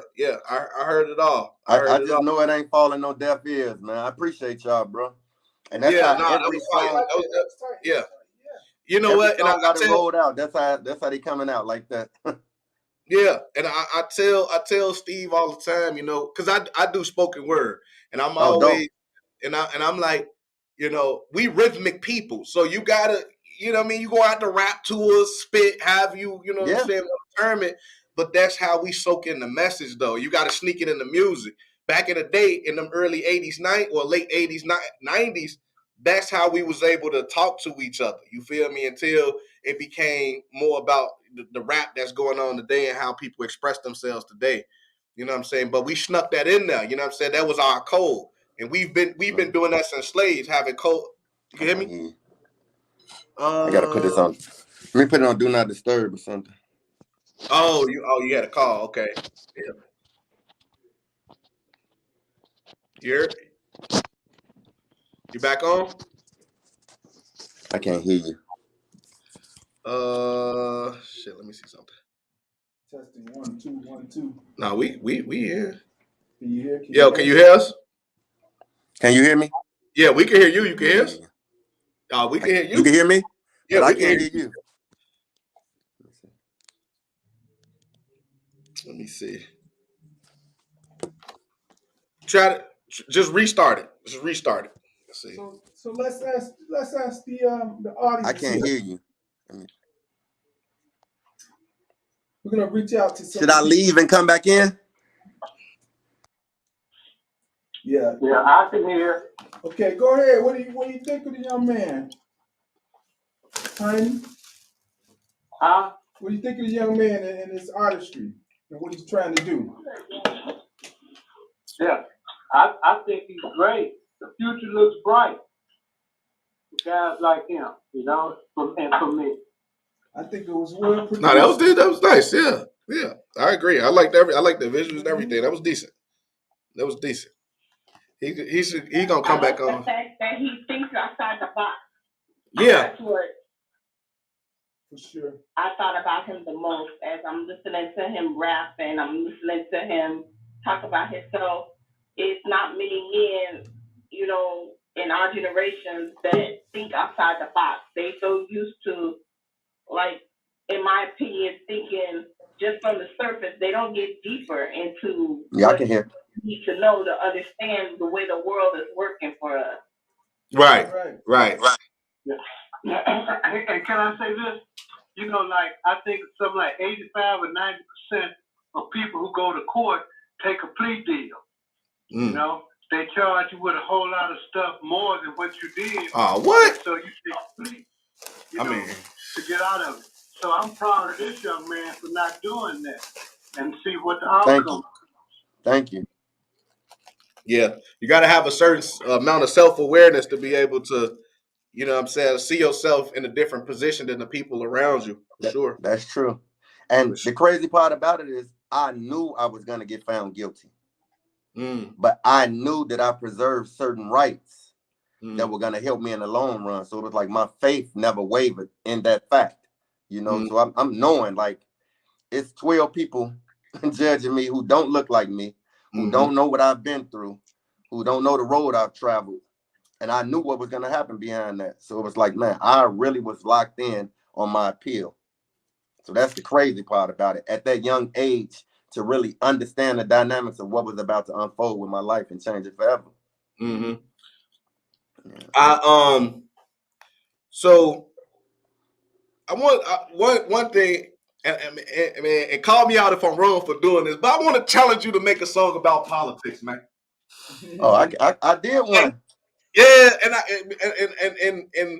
and because I heard you say it ain't about politics, On YouTube, it's on there. I said, you got blow the nose off of pyramids. Don't change the fact. All roads led. Let you know it was black. We had a rich history. Had to start from scratch. Unlearn and relearn. How traumatic is that? Yep. You know, I'm talking about it. Okay. And I got a couple songs. I got a song, you know, dedicated to the city called Chicago. And it speaks to that as well. Like talking about, you know, corruption plays a part in our city. It's an ugly game. How do we make it pretty? Pass out a couple dollars, got the people giddy. I ain't falling for them traps. Can't no paper trick me. Okay, yeah. We can get to the root, the real cause and effect. Yep. When you give us no option, the people vex. Yep. Yeah. Oh, yeah. All right. Yeah. Okay. Yeah, that's what we need. So look, so how did you ended up, you know, so overall, what are you trying to do with the project? You know what I mean? It's crazy. It grew legs because it wasn't really a project. I was actually headed to Europe actually. And I just woke up and I'm like, man. And again, this is no knock to these brothers providing, you know, a lane. You know what I'm saying? I was like, man, it's just too redundant. Like there's no balance. And as much as these youngsters don't want to be role models, you are a role model. These kids is eating everything you saying. They eating it up.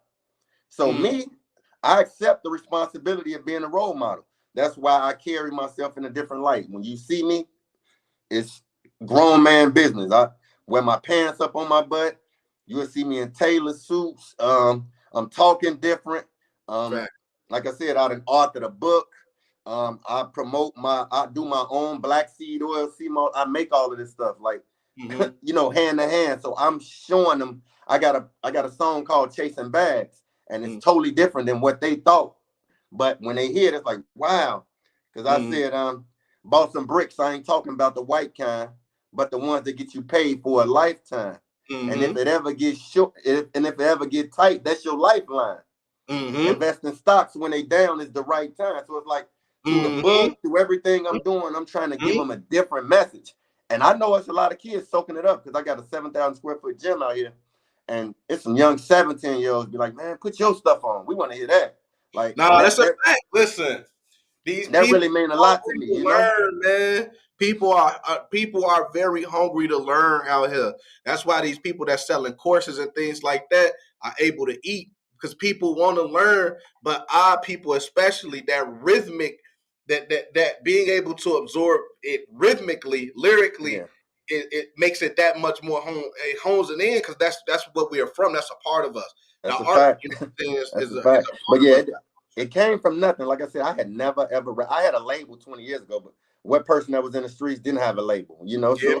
So it came from nothing. Like I really woke up and said, man, I need to do more. So when I said that, I reached out to guys who actually rap, and I was telling them like, man, this is my vision. I got it, following this and that. Let's do it. And I guess they thought I was playing until I ended up at Guitar Center, and I bought my own setup and self-taught myself how to record in one day. And now I got over 50 songs. That's I crazy. actually went to the studio today and recorded 5 songs. Like my work ethic is unmatched. I see. I'm saying. Yeah, I don't get high. I'm a social drinker. None of that. So it's like, and then I'm passionate about what I'm bringing as far as the music. So I want to get it out, and the way to get it out is just being consistent and really, pushing forth the message. Right. Absolutely. I want to go to the Zoom, man. Y'all want to tap in, y'all. Let's have a conversation. Let's do it. Tiny? Okay, I just about said what I want to say. I want to talk about something else, but let everybody say what they got to say. I think the young man is fantastic. Keep up the good work. I thank you, brother. I appreciate you. Reverend Williams. Christian. Rev, you got something? Tamika. Are you there? Miss Jacobs. Everybody, where you at? Y'all I know. Wait. Here we go. Barry, what you got to say? There you go. Hey guys. What's happening, Barry? And what's the young man's name? My real name is Greg, but my artist name is Reallionaire Money. What do I call you? He said, what should he call you? Reallionaire is fine with me. That's a purpose-driven individual with core values. Money came by. Okay. It was Red. No, I said, yeah. His name. My real name is Greg. You can call me Greg. I don't mind. I'll call you whatever you'd like me to call you. In any case, I think it's great that you can produce songs so easily, and it seems like a real gift. And my view is that we need to be, that things are falling apart in our culture. Mm-hmm. And on the one hand, the bigger culture is falling apart, and on the other hand, blacks are getting more recognition and more power. There's a lot more black leadership than I've ever seen before. Mm. And I think we need to constantly be building, connecting pieces, and looking for ways that we can support a vision for a better world. I agree. A better, not world, but, immediate world. Mm-hmm. On your block, whoever you meet with, finding a way of connecting with them. And then have it not be, just, connect for 10 minutes or 30 minutes or whatever it is, and then it falls apart, then there's nothing. But we have to have somehow where we're continuously building. I agree. View of the political system too. We need to be year-round building local political consciousness, awareness by doing stuff and getting small groups together. Definitely got to be more than talk. Oh yeah, right. Which means, to me, saying you're going to do something and then doing it, and then whatever that is, and being held accountable, holding Mhm. yourself accountable in a positive way. Not you fucked up, but hey, you said you were going to do that by today. What kind of support do you need in order to get that done? Let me ask a question, Greg. How old are you? I'm actually 44, but Oh, it's like I found the fountain of youth. Like I said, I have a nutrition line called Millionaire Nutrition. I got a gym that I've had down here going on 12 years. So everything I do is around, a healthy lifestyle. So I really feel like I'm 24, and that's another part of me showing, and not just being a talker. I'm showing through the production of what I'm producing.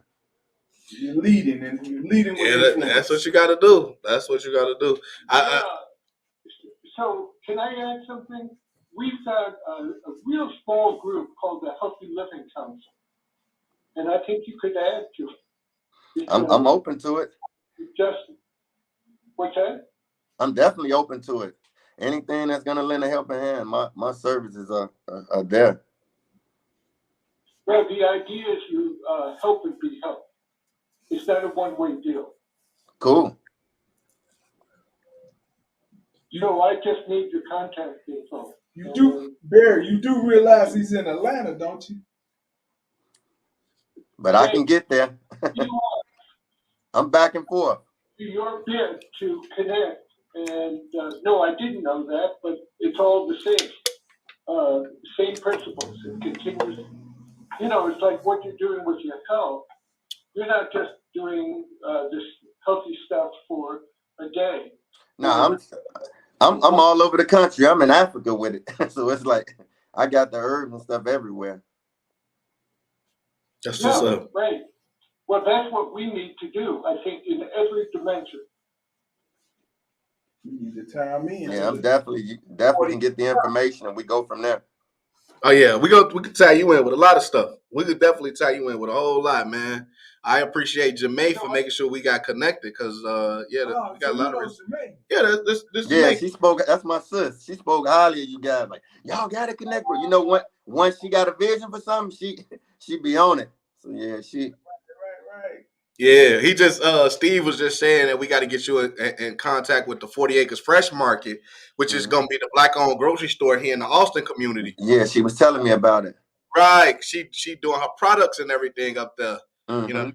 and so it made me think like, yeah, yeah, go ahead, Barry. Just talked about doing what we say and following up. So my question, so you and I just said we'd be in touch with each other. So how can, do you want to take my contact info? You want to give me yours?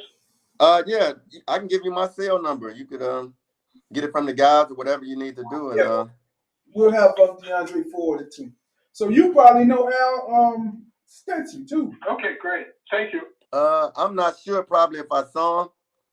Well, he works with a program called BAM. He's been doing that for quite a while now.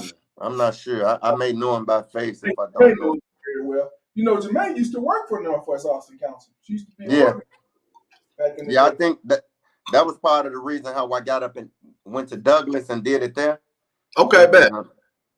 Because and what was crazy about that experience was there were guys getting paid like $1,500 to come in and speak for 15 minutes who really couldn't even relate to the kids. I'm doing this for free because this is a need. The youth really need a person like me. I'm a person that come from what they come from, and they were so receptive to what I was giving them. It was like, man, and now they just fleecing the flock, you know, just doing whatever. But And that man, look, that is my biggest issue with everything we have going on in our community today, man. Listen, it wasn't until I got involved in politics that I learned all skin folk ain't kinfolk. Listen, man, bro, you can't be coming in from no birds. Ain't never had no fire on your ass trying to talk to the youth, telling them what to do, man. Right, it don't make sense. Man, that kills me, man. We do that too often. And then for all the people in positions, because we started off talking about politics and how that's politics is basically the relationship to get to resources. And I was making it clear that the individuals that have these connections to these political figures are the ones that are essentially leeching off the community because they started these relationships. Right. And so now they, like you said, you're giving these cats $1,500 for what? For what? That should be a free service. Go promote your business somewhere else. Yeah. Not for the kids. Right. Come on, man. That's what I'm saying. That when we talk about impact versus outcomes in our community, there's nothing to measure impact. Everything is outcome driven. Everything is how many names can you get on a piece of paper to show that you were there? I hate that, man. Yeah. I hate that with a passion, man. Yeah, you definitely nailed it. Man. What about you, Reverend James? You got any comments from my man? For the gentleman who just spoke? Yeah. No, he was trying to get another one of the guests to if they had a question or anything like that. Oh, okay. Oh, is Tamika still there? Tamika's there. Tamika. Yes, I'm still here. How you doing? I'm fine. How are you? I'm blessed. You had some comments or questions, Tamika? No, I just was saying, like I said earlier, I really appreciate the fact that this brother thinks outside the box. To call yourself pronounce your name for me. Realionaire. Like anybody can be a millionaire, but everybody can't be a realionaire. So, you know, it's much bigger than money. That's right. It's hard to find people who try to deal in reality. Mm-hmm. Everybody has these faux impressions of the world that's not making sense to me, and I've always been like that. Mm-hmm. So not making sense to a lot of us. Yeah. Like personally, I find it that people think that I think because I think outside the box that I think backwards. You know. We know we're not the popular crowd. We're not the popular crowd, but that's fine. But that's all I had to say. Nothing else. Oh man, we appreciate you. All right, Ms. Jacobs, you got anything you want to add? Ms. J. Look, I want to know about the entrepreneurial efforts, man. Like, where did it come from? Did you grow up around other people that were entrepreneurs? Or that's the crazy part about it. I just feel like I was chosen because before me, everybody felt like go to work, come home, leave Earth, you know, and I just always wanted more. So once I start hustling, I never hustled to keep hustling. I knew the trauma that went with that.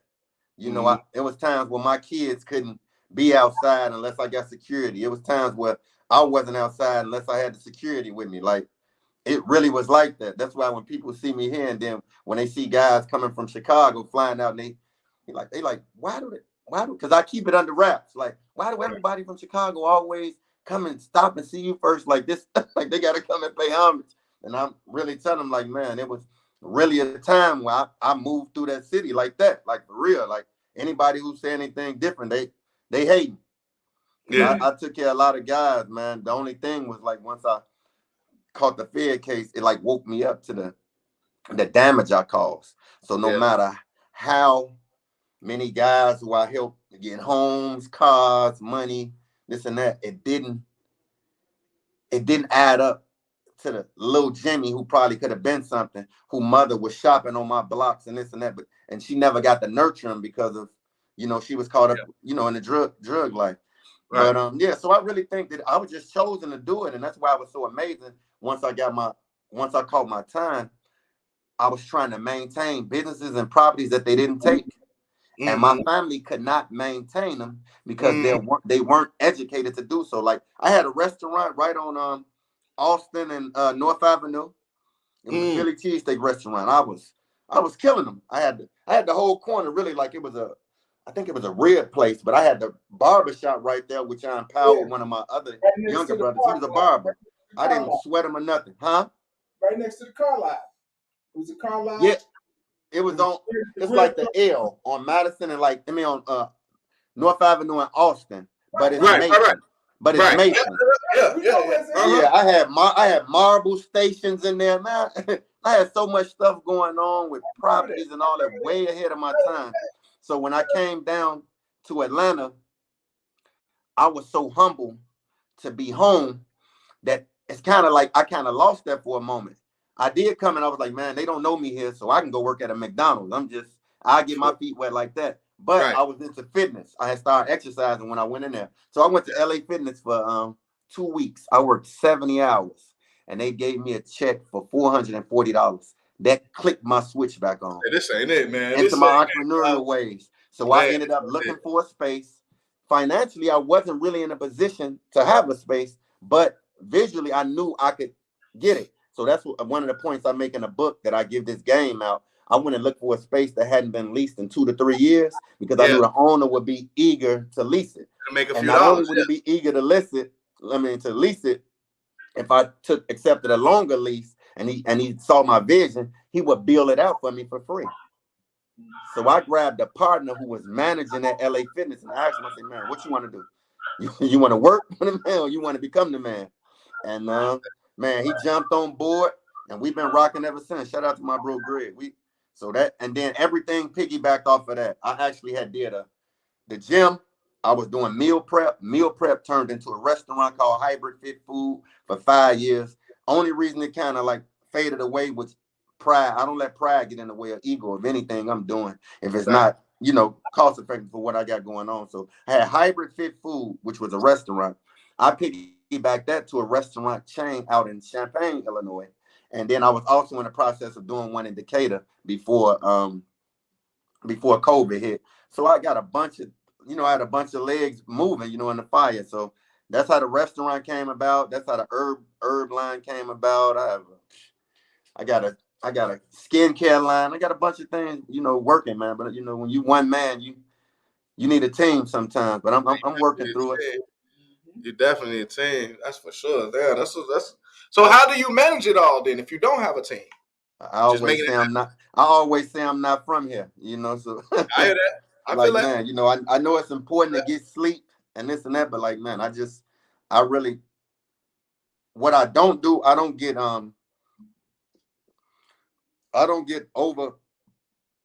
into like spreading myself thin.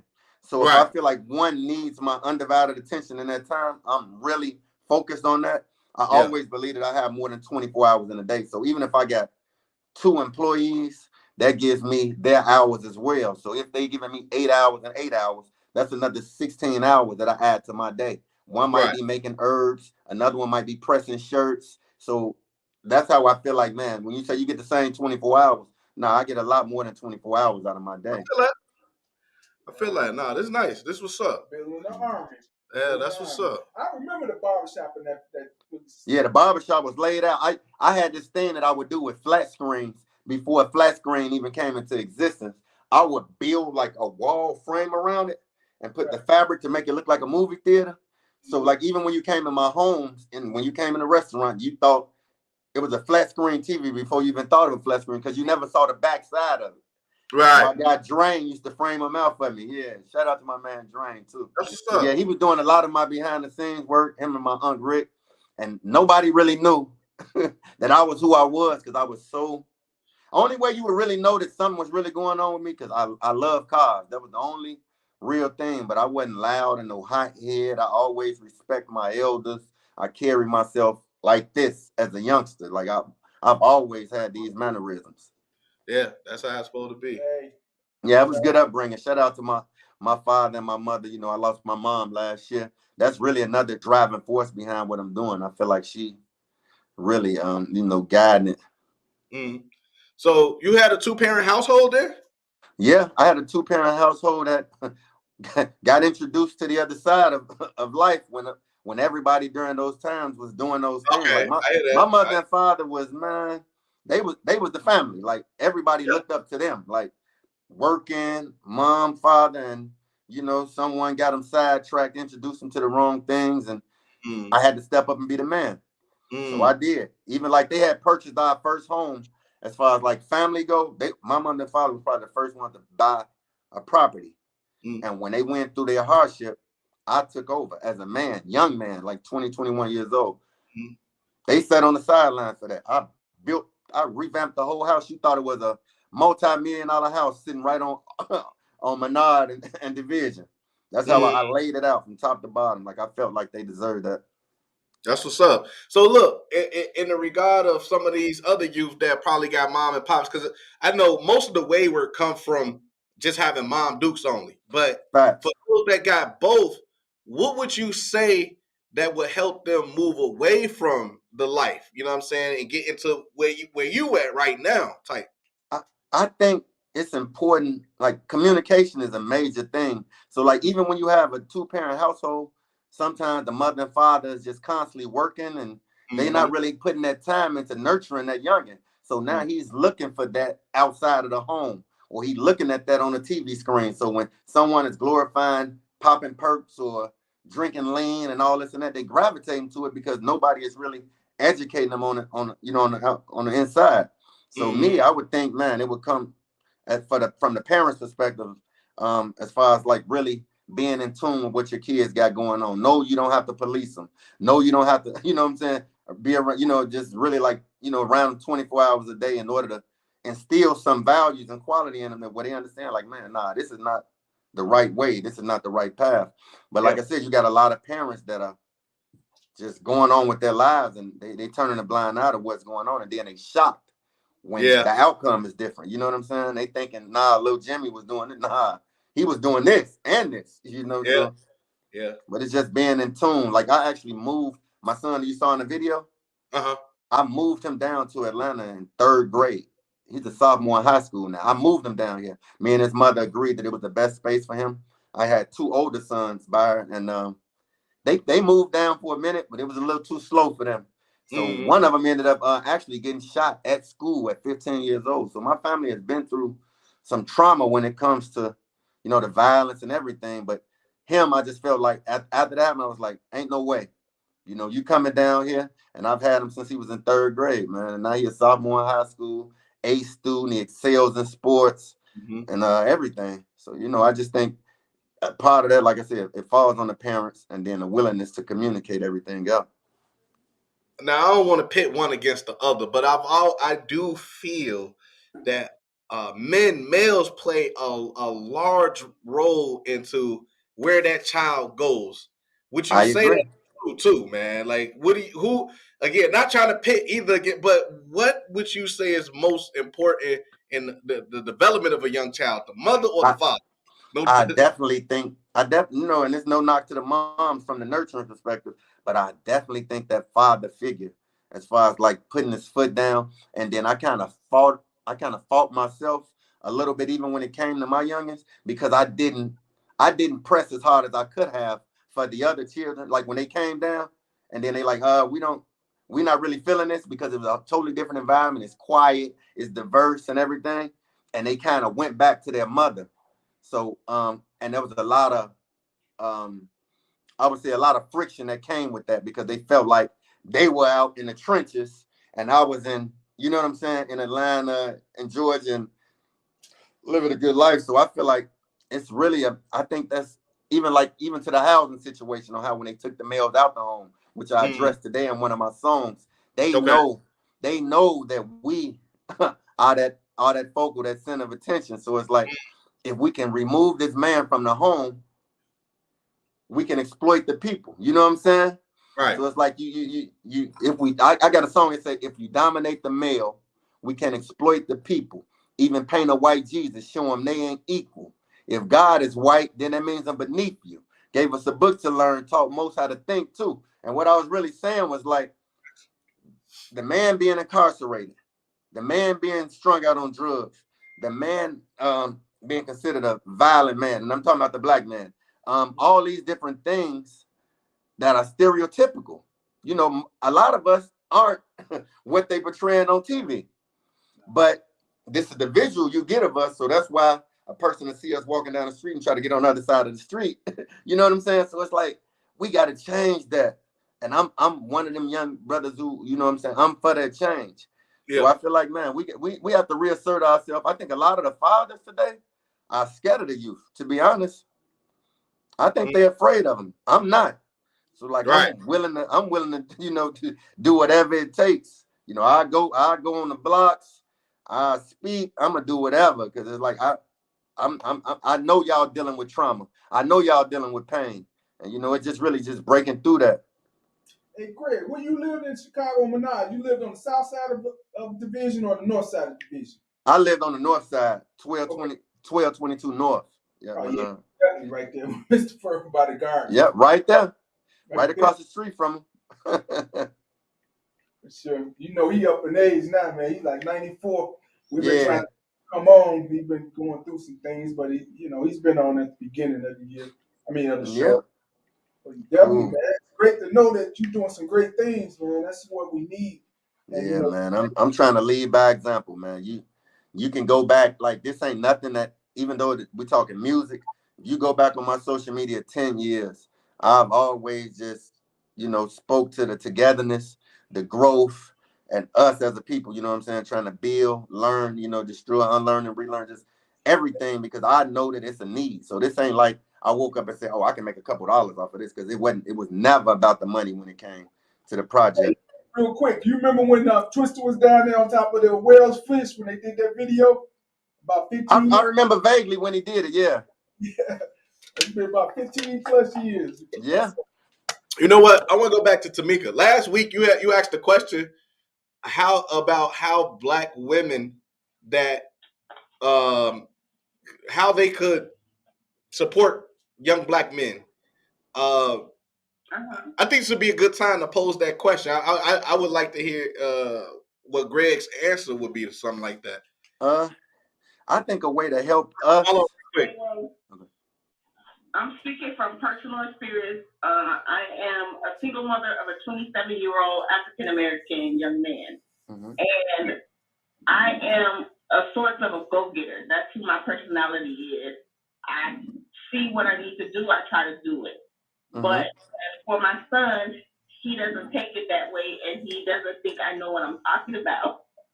So to support my son, what can I do to help him understand the way this world works? Because I'm not a man, and I can't teach him how to be a man.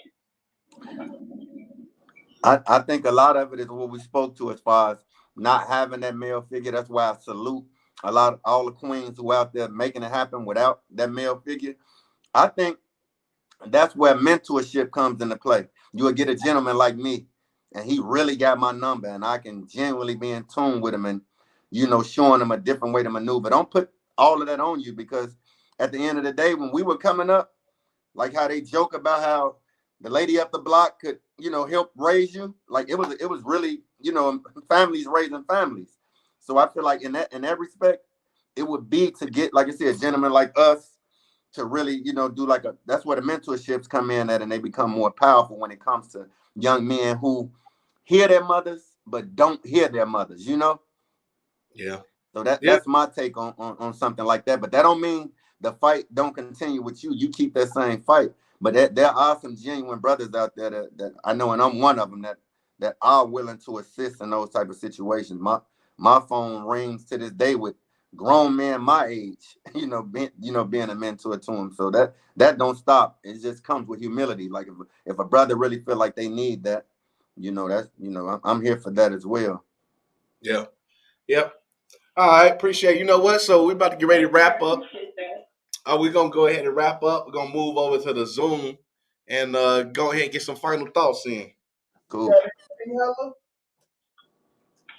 Yeah, you know, when I opened the gym at St. Angelo for the youth of the block, I received a lot of flack because a lot of people thought that their kids were better than the kids I was opening the gym for. And I received a lot of flack. Sometimes I had maybe 100 of these little so-called gangbangers and stuff coming to the gym. But the way I figured it is that if I had to play basketball for 2 to 3 hours, they're too tired to go back in the street. Time out. I see them now, and they say, thank you, because you kept me out of a lot of trouble. Yeah. You know, the sad part about it, I had no black male who were willing to come down into the gym and help me with Wow. those boys. They didn't Wow. give me any trouble other than little kitty things they did, but they were respectful. Smart as a whip. I used to stay in St. Angeles hooping too. I was one of those young men.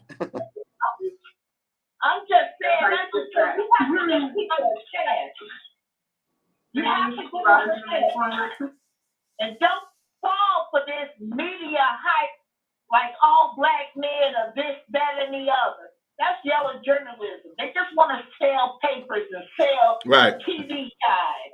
Right. Good black If it bleeds, it leads. Right. I like that. They want money, they want this, but they don't know how they did it legally. Right. So that's all I want to say. I didn't want to preach, but well, I thank you because it depending on what year you was doing that. I stayed at St. Angeles like 2 to 3 times a week playing ball. She did it for what you did for about 15 years. Yeah, if it was sometime in them 90s, I was there for sure. Yeah, you know Rainbow? Rainbow. until the church closed. The church closed. I didn't have an umbrella, like insurance or anything. So, that was the end of that. Nice. Okay. Anybody else want to, Reb, you want to say anything before we close out? Ms. Jacobs, you want to say anything before we close out? I want to say, this is Tamika. Go ahead. I want to say thank you guys for having my back, getting someone on to help me try to understand more about being a single mother to a young black man. I'm going to talk to him some more and see how much success I can have with integrating him into you guys' space, because I think he needs it. But, like I said, he don't think I know what I'm talking about. So it's right. But I'll get it done. Cool. Yeah. Let him come on sometime. I wanted to say something, but I kind of went along with everything that was being said. But, Sunday is Easter. Yeah. And so then we go through the thing about Jesus and Barabbas. And so I looked into Barabbas. And I think if I had been there, I would have voted for Barabbas too. Barabbas was an insurrectionist. Barabbas had killed Romans. He was the Romans hated him, but the Jews loved him. The Jews wanted Barabbas. They didn't want no turn the other cheek like Jesus. I just want to see what y'all thought about that, but ain't no time now.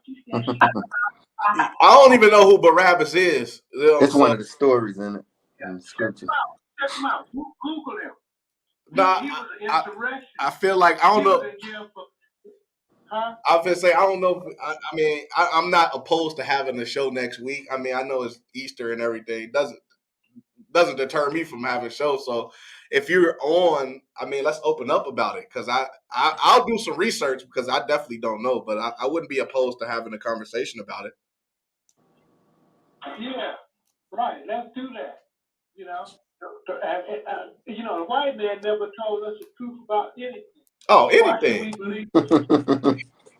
Well, you know how I feel about it, man. If you ever gonna go to a person that oppressed you to learn anything about yourself, oh man, you tripping. You the fool. So yeah. You know how I feel about it. 1,000,000% understand that. Look. And Barry, We're about to close out. You got anything to close with? Yeah, I really like what